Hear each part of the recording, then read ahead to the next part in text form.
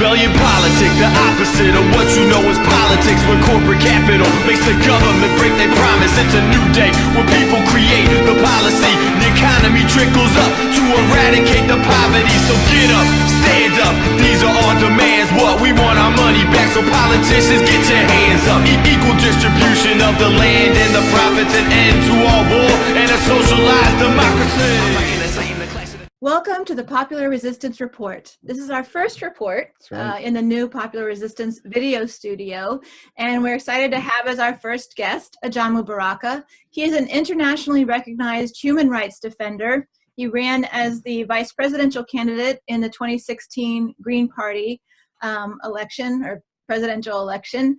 He is a editor at Black Agenda Report and the National Coordinator of the Black Alliance for Peace. Thank you for joining us, Ajamu.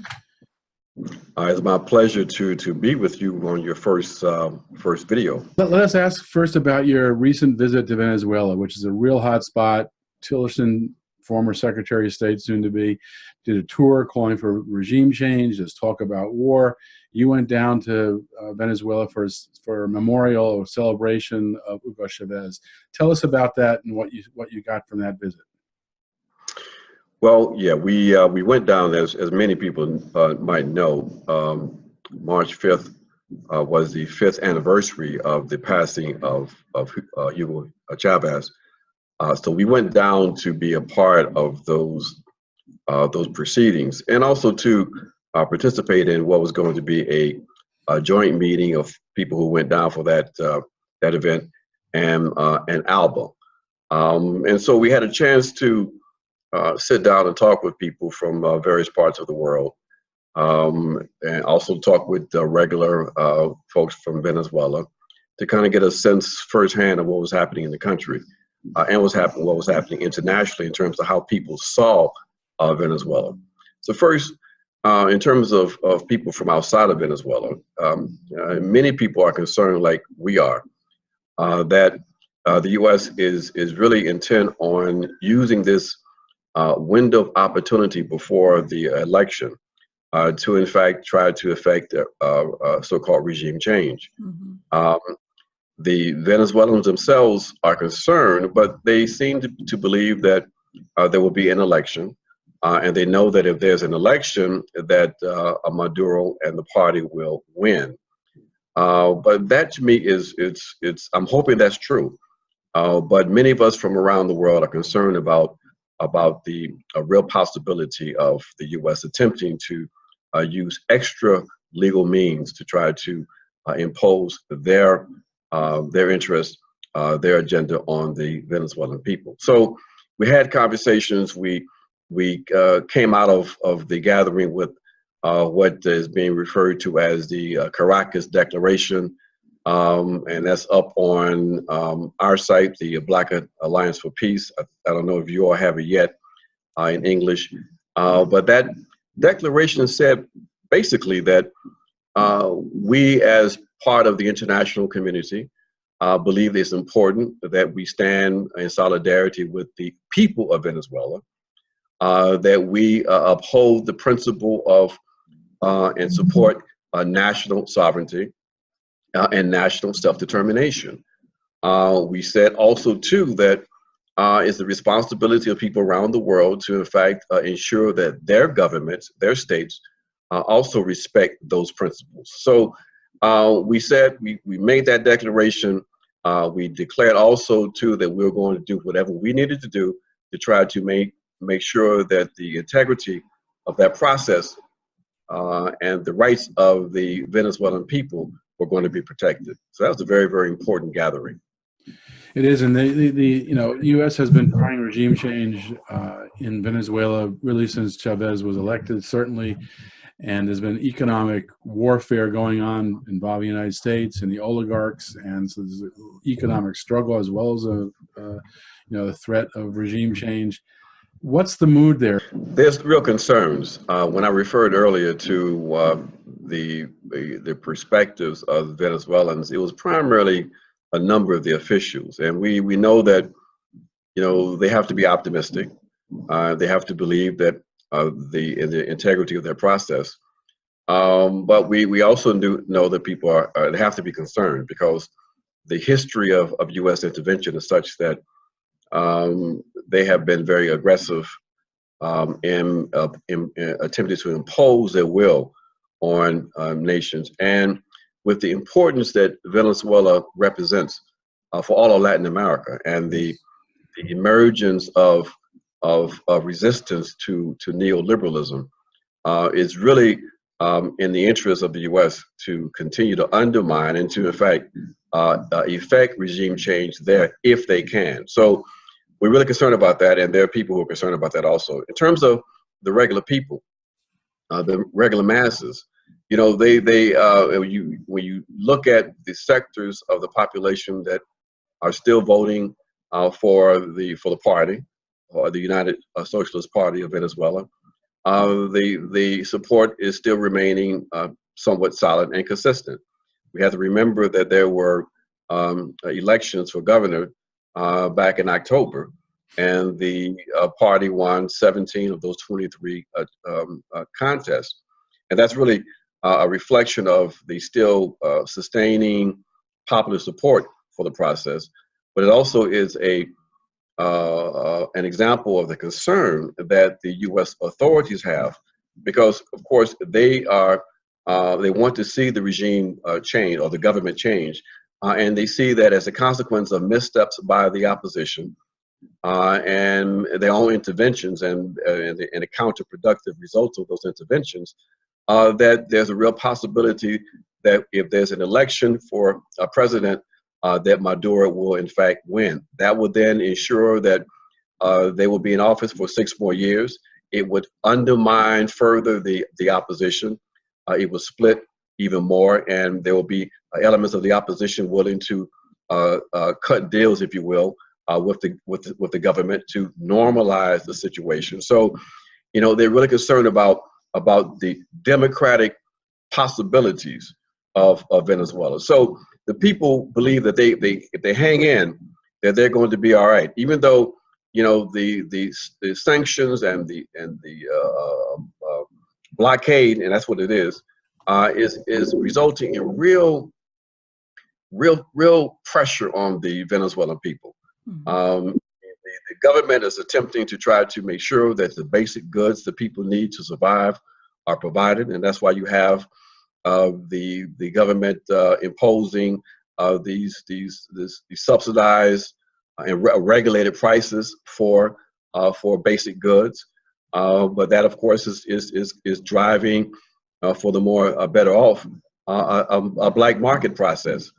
So, you know, what people are referring to as a rampant hunger and all of that inside the country is really a distortion. There's scarcities, but the scarcities are as a consequence of decisions being made by elements of the oligarchy to withhold products in order to not only put pressure on the government, but to get more money in the black market. So, yeah, you know, the people are enduring the long lines to get those basic products because they need it, they can't afford it otherwise, and they are, through their presence, attempting to support their process. You mentioned that the opponents to the Maduro government have actually been losing power, and in fact the Maduro government was negotiating some sort of a peace agreement of sorts with that opposition, which we understand was successful until the U.S. put pressure on the opposition not to sign that. Do you have hope that if the Maduro government, if the election goes forward in May and, you know, Maduro wins, that there is some possibility of the opposition and the Maduro government coming to some sort of agreement? I think that there is most certainly going to be some kind of an agreement to cooperate. They have no other choice. If the Maduro government wins, then unless there is some kind of extra legal intervention, and we know that the U.S. authorities were hoping and are still hoping that there may be elements of the Venezuelan military that might step in, which I doubt.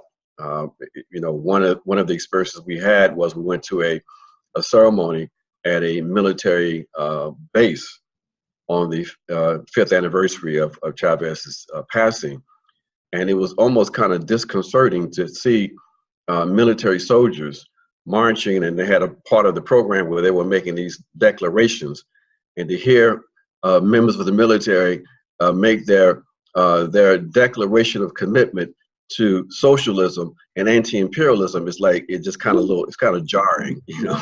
Yeah. So, there's a deep education there in Venezuela. They have gone through ongoing efforts at regime change. They have gone. They reversed the Chavez coup in 2002. Yeah. I mean, so they are experienced with this. Yes. And the education is intentional by the government, which I think is essential. And that's really one of the blockades. It really is, and you see that for the mid-level soldiers, mid-level officers, and the lower ranks, the result of 18 years of political education inside the military is paying off. Now, the weak points, of course, you still have some elements at the highest levels that are still there, very few of them. And interestingly enough, some of the newer recruits are a little shaky, because they're the ones that have experienced the shortages and scarcities over the last few years, and subjected to intense oppositional propaganda. So there's some concerns. Well, I have some concerns there. Just talking with a few of the lower rank military personnel, but in terms of the ability of not the ability, but the likelihood of intervention on the part of the military, I don't see that happening. Now, there can be the possibility of some kind of pretext. There's a border dispute that's been in place for quite some time between Colombia and Guyana. And so we're seeing that there's been a sort of a ratcheting up of that issue over the last months. And then, of course, you have the situation with Colombia, and the reports we've been getting that there's been increased troop movements of U.S. personnel at the Colombian bases that the U.S. has access to. And then you have the right-wing government in Brazil. Now, will they attempt to intervene directly militarily? A scenario for that is not clear, and probably unlikely, unless some kind of provocation, some kind of pretext is created, perhaps maybe with Guyana, we don't know. But there's still troubling political realignments taking place in South America with the consolidation of the more reactionary states in the so-called group of Lima, the Lima group, it has consolidated themselves and as an opposition to Maduro and Venezuela and Alba and all of the progressive motion on the continent. Yeah. So there's still the possibility of some kind of created friction point that can allow for a direct U.S. intervention, and that's why it's so important for anti-war forces, anti-imperialist forces in the U.S. To be vigilant in our opposition to any intervention at all in that part of the world. It's very heartening to see that more than 100 countries were represented in Caracas for the events last week. And I think in your experience with, struggles around the world in your long career, how important is that international kind of solidarity and dedication to it, keeping eyes on what's happening there?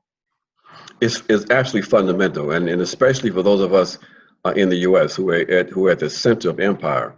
Yeah. We have to. Some of the collaboration with the U.S. state vis-a-vis Venezuela has been really shameful on the part of many people who call themselves leftists or radicals or whatever.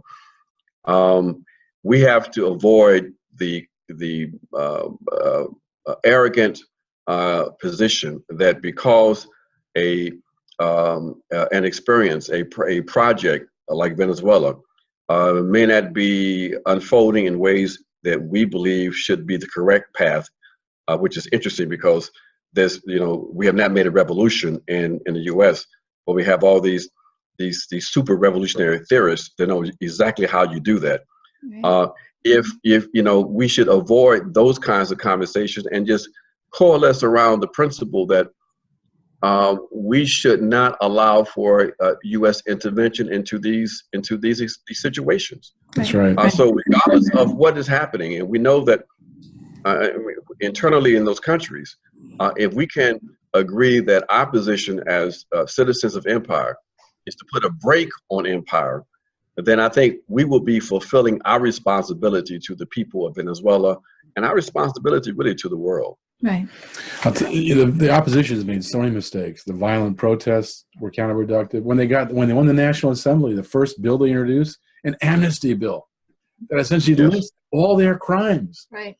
On the economy, on terrorism, on violence, and regime change efforts going back to the beginning of Chavez. They admit 17 years. They admit 17 years yeah. of crimes. But anyway, we could focus a lot on Venezuela. There's so much else we should talk about. Yeah. Let's move on to Syria. What do you see happening in Syria now? It looked like things were getting under control. That Assad had survived the attacks. But it's not been. It seems like the violence is also increasing. What do you see? I see that the U.S. has no real coherent policy in Syria, except that now it's becoming to be quite obvious that the only thing that they're going to attempt to do as a fallback position is to try to maintain a physical presence in that country. But because of their lack of coherency in terms of how they see that situation unfolding, and the complications of their relations with Turkey, with the Kurds that they are embedded with the pressure coming from various neocon elements in the U.S. State apparatus and foreign policy community to focus on Iran. They have not been able to, in this administration and the last administration, to really get a sense of, to really be able to identify objectively what are U.S. interests. Yeah. And how should those interests be realized. So there is, some people say it's planned chaos. I never have accepted that. I think that the chaos in form and their policies in that part of the country is a reflection of the general chaos and lack of real competency on the part of the foreign policy advisors and the divisions among the foreign policy community in the U.S. So it makes it a very dangerous situation for the people of Syria, because the fallback when you have enormous power like what the U.S. has is just to rely on military means, violence to keep the pot stirred. Right, right. Syria is an issue that really confuses the peace movement in the United States. Right. There's a lot of division around this. I mean, what is the basis of that division? How do you see the peace movement's confusion and debates about Syria? What should the peace movement be doing in the United States? Well, that's a very interesting and very important question. I think we got caught in Syria in the same way that I was suggesting we needed to avoid for Venezuela, and that is attempting to determine to what extent we would put a brake or not put a brake on U.S. intervention based on how we saw the internal alignment of forces and the political situation inside that country. And when that becomes the basis for whether or not we're going to be anti-imperialist, then the result is that we end up objectively aligning ourselves with intervention when it's clear that the U.S. is in fact intervening to undermine or to affect certain kind of changes in any national arena. So again, if the principle is that we have to respect national sovereignty, that we don't inject ourselves in the internal contradictions of these countries, that our responsibility is to put a brake on imperialism, then that could be the basis of us clearing up some of the confusion in terms of what should be the objective position on the part of the peace community and in particular the anti-imperialist community. But so clarity against imperialism and against regime change, and that's where you start. And There respect has for to the be sovereignty of basis. other. Respect for the sovereignty. I think that people who think of themselves as anti-war still believe that there's a humanitarian role for the United States, and believe that if a leader of a country is whatever he or she is portrayed to be, that that gives us justification to intervene on behalf of the people. And I think that's where the lack of clarity, that no, it's not our role to determine what the people in that country, do. And what makes that even more complicated is if the United States, through proxies, funding Saudi Arabia. funding, what are called terrorist groups, ISIS or others, creates havoc in Syria, and essentially fighting a war in Syria with the U.S. in the background, with the CIA working in the background, and then Assad responds to that, and with force, he's going to kill Syrian civilians. That's just going to be part of the thing. Right. And then people in the United States say, well, he's killing his own people. And you hear that from the peace community too. He's killing his own people, but the U.S. instigates that. I see the same thing in Venezuela. As the U.S. regime change efforts escalate, the government tries to respond, and then they're accused of violence. Right.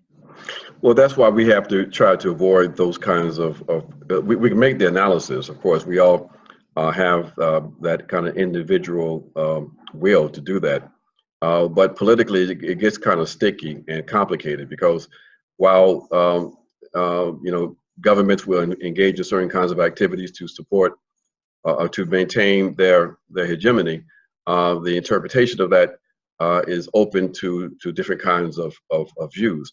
I mean, this whole notion of killing your own people is really a result of how the attention span of the U.S. or the focus of the U.S. population is really manipulated by the rulers. Mm-hmm. I mean, if you look at, for example, Ukraine, the Ukrainian government was violently suppressing the people of Eastern Ukraine, but it was never framed as the government killing its own people. In fact, the way they got around that was they dehumanized in order to make these people killable, the people of Eastern Ukraine, by calling them pro-Russian separatists. Mm-hmm. So if you are pro-Russian separatists, then now you become killable. Right. Okay, you're not part of the Ukrainian political environment. So, we've got to be smarter than that. I'm troubled by how easy it is for the state to manipulate public opinion in the U.S. For a country as intelligent and supposedly sophisticated as the U.S. is supposed to be, we find that the propaganda efforts in the U.S. Are almost insulting, but yet still effective, and that's quite strange. Yeah. Let's talk a little bit about what's happening in Afrin. I think that's an area that's not getting a lot of attention and is causing some confusion, right on the Turkish border, and Turkish troops launching, pretty serious assault there. Can you talk about what's happening? Yeah, what's happening is that basically we have an issue. Well, it's very complicated, because you have a situation where the Turks are taking advantage of the weakness of the Syrian state to do what they've been wanting to do for quite some time, which is to drive further into Syrian territory, to create so-called buffer zones, but also to ensure that there's not a contiguous Kurdish presence on the border. That's what they say. That's what they say publicly why they are doing this. But it's interesting because, again, we see the complications of these various forces involved in these conflicts. That drive into that part of Syria could not have happened if the Russians had made it clear that they were not going to abandon the defense of Syrian airspace. Mm-hmm. But there is and that's why this whole thing with the Russians and the U.S. is so phony, because you still have these agreements, these cooperations taking place. And so there was, in fact, a general men's or general persons agreement between the U.S. and Turkey and the Russians, that the Russians were going to stand aside and Right. allow for this incursion to take place. So but who gets in the crosshairs or who suffers? Common, ordinary people. And that's why this whole situation in Syria is so immoral, because this conflict did not have to happen. So when you get caught up at the level of who's doing what, you miss the big picture. And the big picture is that basically the entire war was contrived. It was unnecessary, and it was something driven by U.S. policy. And that's, for me, it makes the U.S. complicit and morally responsible for everything that has happened in that country. Yeah, absolutely. And the roots are so deep because they also go back to the Iraq War. I mean, the millions of people who've been slaughtered, who've been forced to leave their communities and homes, the chaos that's caused in Libya and now in Syria. The U.S. has really made a mess. I mean, a gigantic mess in the Middle East. It's quite striking that people don't see the veritable rampage that the U.S. has been involved in since 2003. It's the bull in the china shop. It's like a bull in a china shop. It really is. And you have these ancient cities Yes. that are being completely destroyed, cities that were in place thousands of years before the rise of Europe, but now they've been reduced to rubble by this kind of barbarism in the U.S. And yet there's not the kind of public outrage that one would think that if this government was involved in this level of death and destruction in your name, yes, that you would react and voice your opposition to. But that's why this whole thing about this whole gun control debate and all this is, for me, is so incredibly phony. Do you want to talk about that a little bit more? Well, I know we're shifting and we wanted to talk about some other international stuff, but the connection is this: that basically, how do you have a conversation around issues of gun control and gun violence, disconnected from your general support for militarism, right? Disconnected from the fact that the U.S. is the #1 arms salesperson on the planet. If you're concerned about the proliferation of weapons, you should be concerned about about that proliferation, not only inside your country, but also outside. Why is it that the lives of U.S. Individuals are more valuable than the lives of people in Yemen, right, or in Syria, or in fill in the blank? And even the discussion in the U.S. This debate is morally phony. Even the discussion in the U.S. doesn't get into the militarization of police and the police killings, especially in Black communities. I mean, the militarization, police presence in our schools, the junior ROTC programs in our schools, teaching young students to kill. Basically, we don't talk about these things. Violence begets violence. We're not making the right kind of connections, and it's being reduced to this reform that's supposed to make some kind of difference in terms of making it more difficult for people to purchase a weapon until they're 21, more background checks. That is such a phony and superficial reaction to what is a ideological and cultural problem.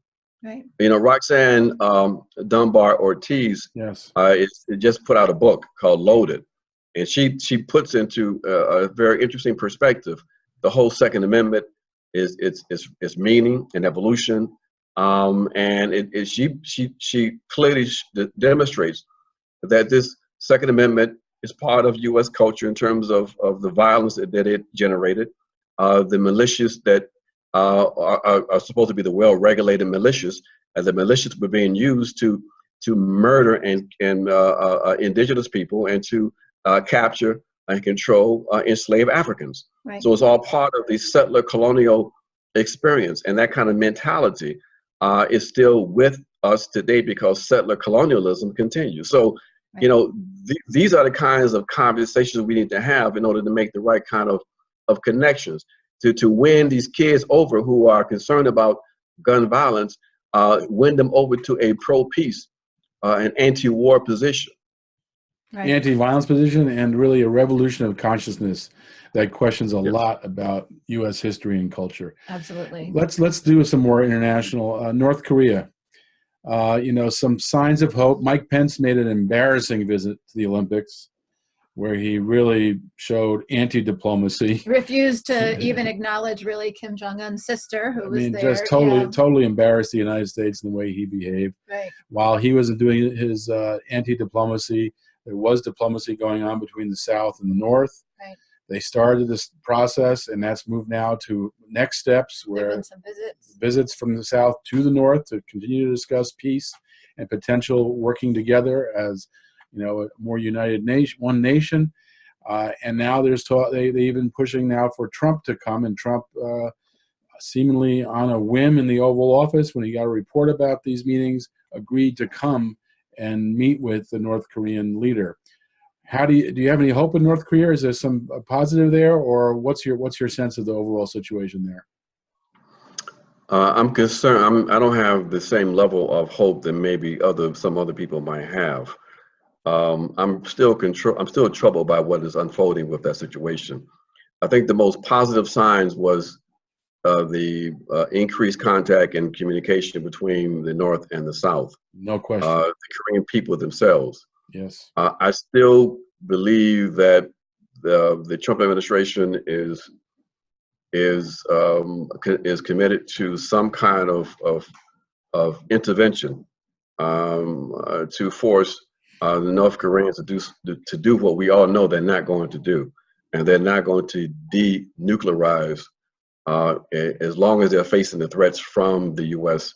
And from its allies. So I'm concerned that the sheer incompetent nature of the policymakers right now around Trump and in the foreign policy community, that they are creating a situation where if there are talks and those talks don't result in anything concrete, all we see being put in place now is a more firm pretext for direct military intervention. And intervention has to be so sudden and so massive that it's going to be horrific. It's going to, I think, make the U.S. attacks on Hiroshima and Nagasaki pale in comparison.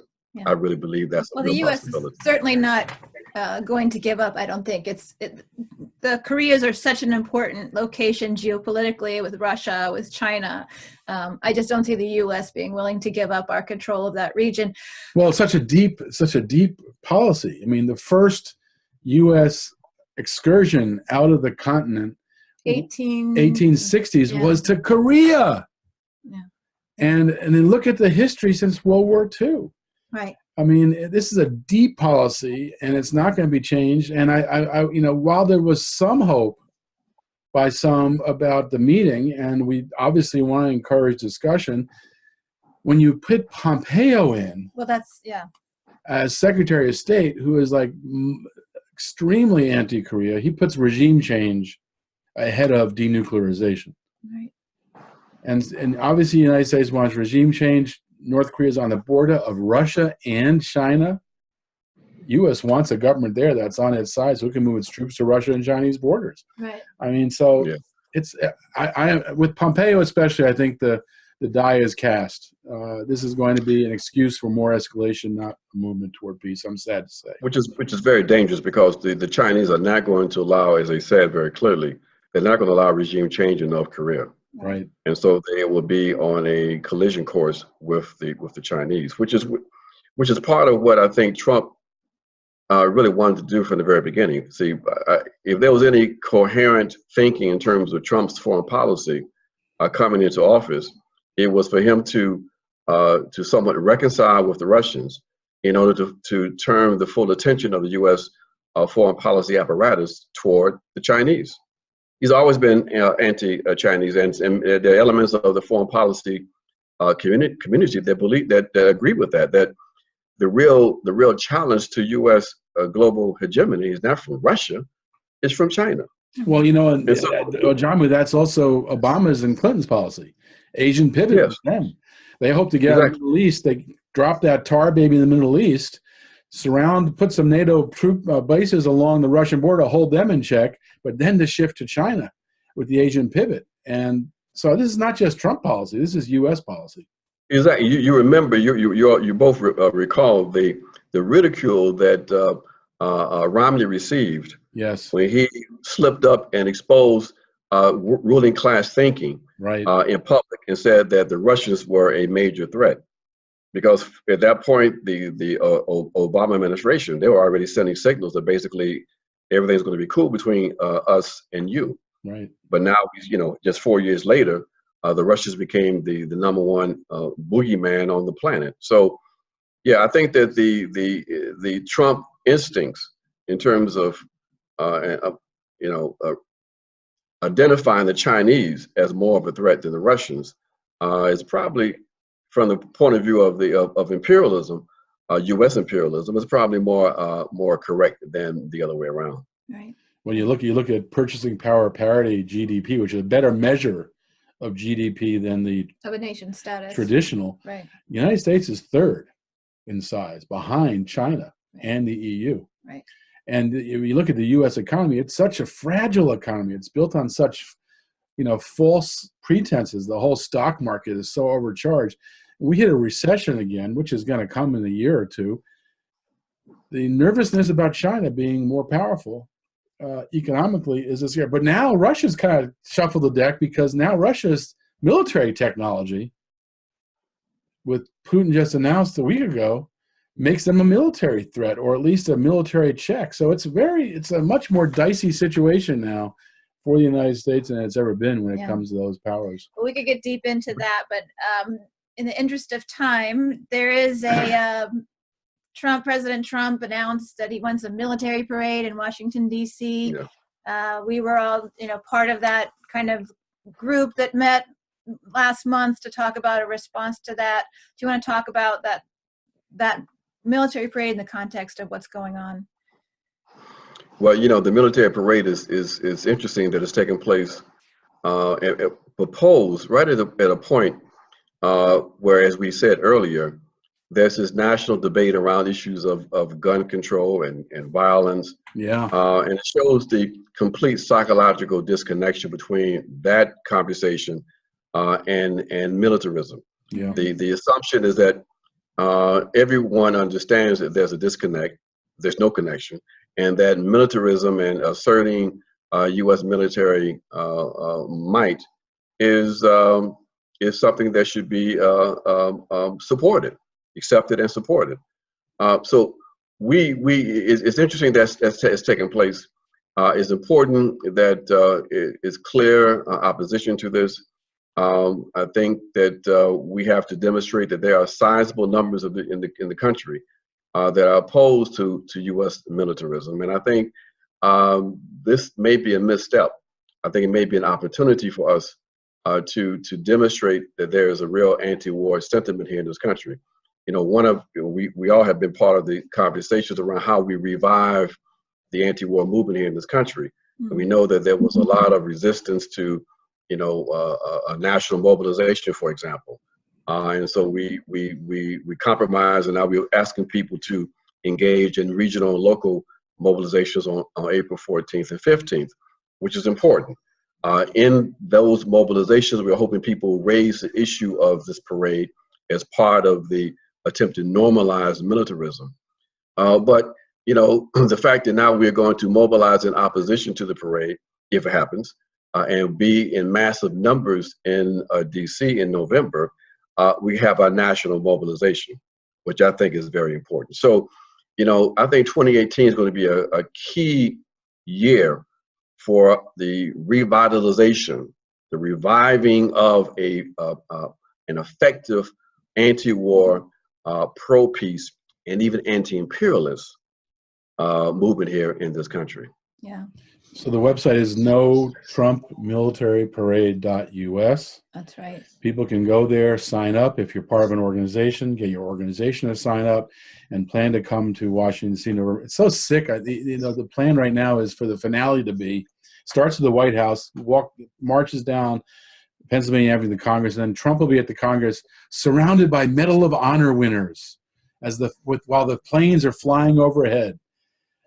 This guy who avoided military service with his bone spurs, went to a military academy prep school in his teen years, never served, surrounded by the Medal of Honor Well, winners. this is all part of the Oh, myths and the war culture that exists in the United States. Yes. And I think it's important that the groups that have been organizing around the opposition to this parade are making the connections, not just between what a gross, how gross it is to glorify militarization, that whole, our war culture, but the militarization that occurs at home, the cost of war, not just around the world with, environmental destruction, death, the obliteration of whole areas and peoples, but also how that impacts us here at home now, with 57% of our federal discretionary spending is now going to the military. We know it's more than that, but that's what, that's what's out there, and openly. We're approaching 60% of our federal discretionary Isn't that spending incredible? going to the military at a time when, 2/3 of people can't scrape together $500 for an emergency, like car repair or a dental problem. Yeah. And so it's really just, this is just such an opportunity for us to come together, and it's exciting to see how many people have been, already saying we've got to do something, we've got to respond. The world is watching. The world wants to know, like, okay, people in the United States, how long are you going to let yourselves go on behaving this way? So I think this is hopefully the spark that we've been looking for, that can finally light the anti-war movement in the United States and help us to make these connections to the cost of our empire here and abroad, and just stand up and say no. We'll all be there, including Right. Ajamu. We'll all be there for that, so I hope people will join us for that. I just want to close, Ajamu, by a little bit of commentary on Black Alliance for Peace. I think it's such an important project that you've started, and you have a lot of great people working with you on that. Tell us about that and where people can follow it. Yeah, very briefly. The alliance was launched April of last year at the 50th anniversary of Dr. King's very important break with U.S. policy on Vietnam, and we thought that this was a period for us to attempt to bring the Black community back to its traditional anti-war and pro-peace positions. So we've been building the alliance ever since. We are now approaching our 1-year anniversary.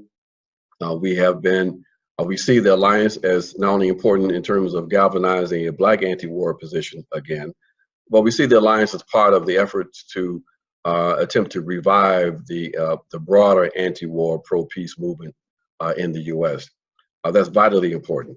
Now, our work, of course, is that we are standing on the shoulders of Black internationalists from the past who always saw the connection between standing in solidarity with people outside the country, with linking that up with the concerns that we have internally, right. the anti-racist, anti-colonial struggles inside the U.S. So we're making the connection between issues like, for example, the 1033 program that has resulted in the militarization of the police forces and the consequence that's had for us. With the militarization that's taking place globally by the U.S. state. So we're saying that these things are connected. We have to see those connections. We have to see militarism as a human rights issue, and war as being the ultimate human rights violation, and we connect that to our concerns about the inability of the state to address the material human rights of people internally, because our resources are being stolen and put into the pockets of the military-industrial complex. That's the quick and dirty. For folks who want more information, please go to our website, blackallianceforpeace.com. We are attempting to maintain an independent voice. Therefore, we don't raise any money from, of course, government sources and not even foundations. So we are only dependent on people who believe in this work to support us. So support us, of course, support Popular Resistance, which is a marvelous place to get information and direction on the current struggles in this country, around the world. Go to the No U.S. Foreign Bases site. We have a new coalition in place to address the issue of U.S. foreign bases around the world. go and support the Divest from the Military campaign, grounded and anchored by Code Pink. And of course, go to the No Trump Military Parade .us, right? That's Right. it. And be a part of that. All of these efforts are interconnected, and is part of an exciting revitalization of the anti-war movement here in this country. And we hope that everybody will get involved and be a part of this historic turn back against opposing U.S. militarism and upholding and standing for human rights. And of course, Black Agenda Report is yeah. very important for our listeners and a great watchers, source. viewers to go But to. yeah, as we well. appreciate your clarity of thought on opposing regime change, opposing imperialism and militarization at home, and hope people support the Black Alliance for Peace at blackallianceforpeace.com. That's a great project, and it's a grassroots project, so it needs your support. Great. Yes. Thank you for taking time Thanks to for taking speak the time. with us. Thank you for the conversation. It's been fantastic.